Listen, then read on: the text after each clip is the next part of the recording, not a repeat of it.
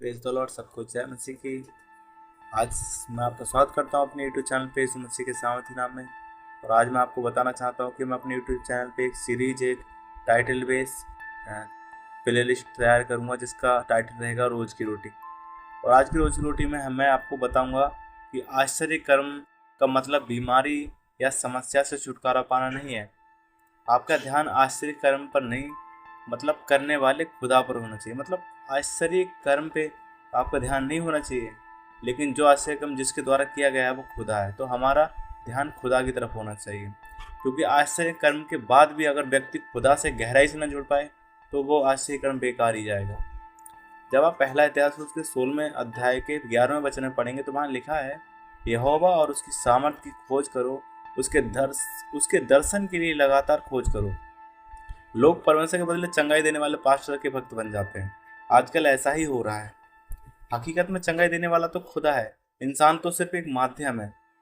कभी कभी खुदा से ज्यादा व्यक्ति से इंसान जुड़ जाता है। इजरायली को ही, मतलब इजरायली थे उनको ही देख लो, वो मूसा से जुड़े हुए थे, ना कि परमेश्वर से। अगर मूसा की लाश मतलब इजरायली को मिल जाती ना, तो वो उसका मजाक बना देते, उसकी इबादत करने लगते। इसीलिए परमेश्वर ने मूसा को दफन किया। मूसा की लोथ को परमेश्वर ने ही मतलब उसको मिट्टी दी थी।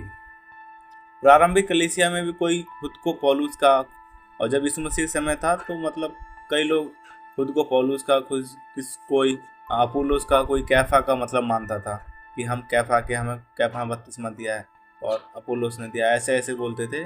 कुछ लोग यीशु से ज़्यादा मतलब चर्च भवन से जुड़े हुए थे।